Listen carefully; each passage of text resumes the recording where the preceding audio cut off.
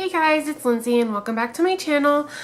So today we're going to be doing a little bit of a different video. Like I said in my life update, I'm trying to do different types of videos and do 3 times a week just to, get myself back in the game.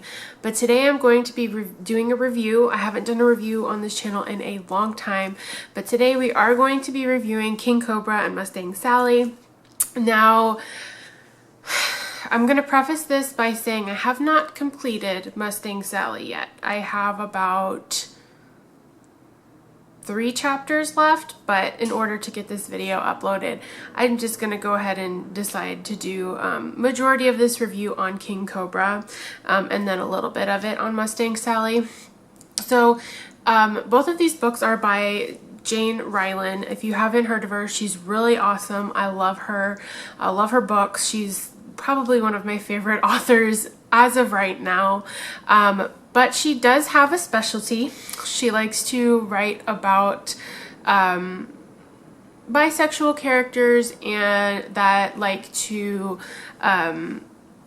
mingle within polyamorous relationships. That's about as politically correct as I can say it, without just saying they are all into threesomes and group things and whatever. But so to begin off with this review, I loved this series, don't get me wrong. This is the books 1 and 2 of the Hot Rod series. I have started reading her spin-off series to the Hot Rods. I know that Powertools is first and then Hot Rods. And then there's another series after that that I cannot remember the name of at the moment, but those books, it's like the 3rd series, are probably some of my favorite books so far that she's written. But we are solely talking about King Cobra, so let's get back to that. So King Cobra is about a guy named Eli and a guy named Alonzo. Alonzo is Cuban American and Eli is like this mutt, misfit, all-American dude that is a mechanic, and he runs a shop for,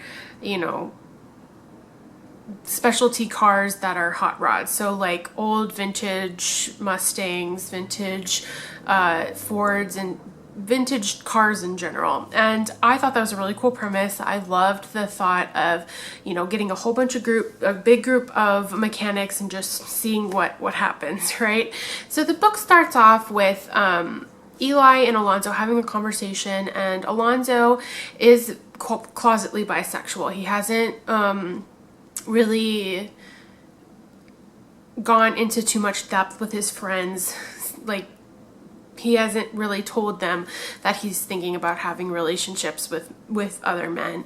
But his friend Eli, who's also his boss, has also been having these types of things because Alonzo and Eli, they were present in the Powertools series, like one of the very last books of that series, and they walked in on what they like to call the crew, and the crew is like a whole bunch of different people that are just going at it, like big huge walk into the room, they're doing it, like they're having an orgy, like whatever. If you're into that, great. If not, it's probably not a book for you. But they walk into this scene and they're very interested in what is happening. So they go back to their shop and they don't ever talk about what happened with the crew. And so there's tensions that are rising and it just gets really bad. And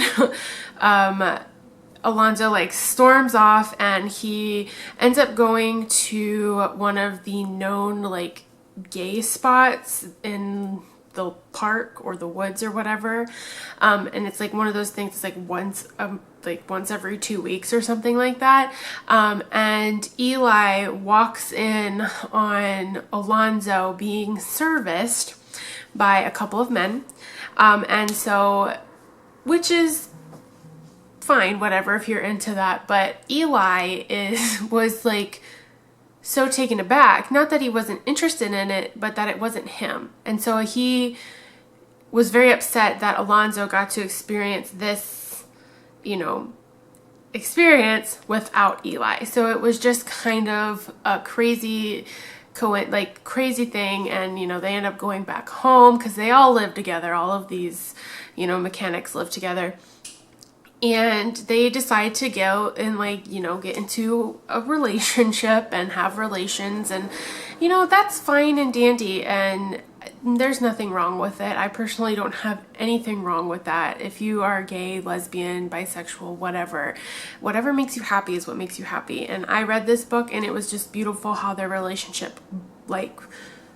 grew from the start of the book. However, I will say that towards the end of the book, you could tell that they were missing something, like Alonzo and Eli. Eli is also known as King Cobra, so that's who the book is basically about. But towards the end of the book, you can kind of tell that Alonzo and King Cobra are not so much hating each other, but they're just arguing a lot and they're bickering.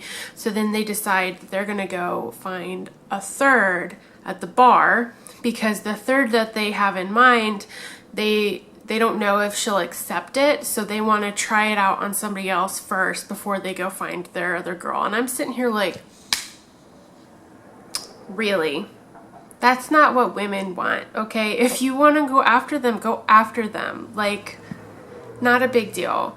And so the boys go get a chick from a bar, bring her back to the garage, and Mustang Sally just happens to be downstairs when the boys are having their little threesome with this chick, and she sees all of it, and it's a big huge drama thing that happens, which leads me into Mustang Sally.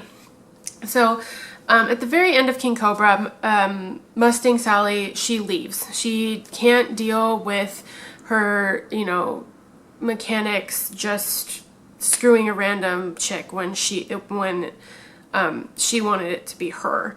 So it's kind of like a double-edged sword. She should have gone to them, they should have gone to her, they should have talked to each other, but instead this unfortunate thing happened, and Sally runs away from her problems, which, I mean, in that type of situation, I'm pretty sure I would run away too if that happened to me. But she goes to the Powertools, which again is from the first series that Jayne has written about, and she just stays a couple of weeks with them, really truly figures out what she wants, and she goes back and she claims her boys. Right now I am 74% into my book of Mustang Sally, and I'm at the part where Alonzo, Eli, and Sally are a true throuple, right? They are 100% dedicated to each other, and will do absolutely anything for each other. However, this is where it gets unrealistic for me, okay? I have nothing wrong with this, okay? If you're into it, good for you.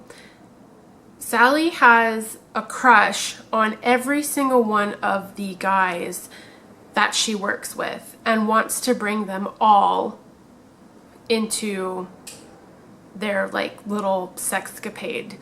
Because even though Alonzo, Eli, and Sally are a throuple, they're together, she still wants to have fun with the other 5 dudes. So, I'm at that point in the book right now, which again, like I said before, there's nothing wrong with that. If you are into it, good for you. It's not something that I am 100% truly into. So it's kind of at the point where, do I want to finish it or do I not want to finish it? And honestly, I am going to finish it. I just might skip over this part. And don't get me wrong, I love the way that Jayne writes her books. She writes them with an actual plot line. It's not just sex 24/7. There is an actual story that goes along with the fun times, okay? It's great, but adding 5 other men into a situation where there's already 2 guys and a girl just makes things incredibly difficult, and it makes it hard for the reader to follow along with what is actually happening. And so that is the part where I'm at now, is like I said, I am going to finish it, but it's hard to keep track of who's who and what's going on and all this other stuff, because Jayne has the ability to just describe her characters very well, and you can actually like visualize the characters and what they look like. But when you put them all in one scene together and you're like going back and forth between 7 different people, it gets kind of confusing. So I loved this book, guys. Don't get me wrong. I highly recommend it if you are into reading about menages or group play.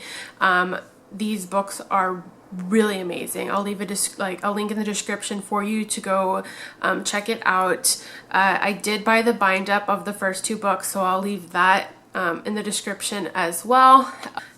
I'm not saying don't read them. I'm saying read them, but also caution that if you're not into the whole 7 guys and 1 girl thing, you might not like this series. So I really like them. Y'all should read them. I know I sound contradictory, but I'm giving you all of the options so you can make the decision for yourself. If you want to read them, great. If you don't, that's totally up to you, and everyone has their own opinion. But anyway, I'm gonna go. I really hope you guys read these because they are really fascinating. They are also very graphic. Forewarning, if you are not over the age of 18, please do not read these because they are not appropriate for anybody who is under the age of 18. So this series is great. You should read them if you like it. But anyway, I'm gonna go. I know this probably wasn't the best of reviews, but you know what? It's okay, and I will always get better in the future. But Jayne, love you, love your books, and I hope to read a lot more of them in the future.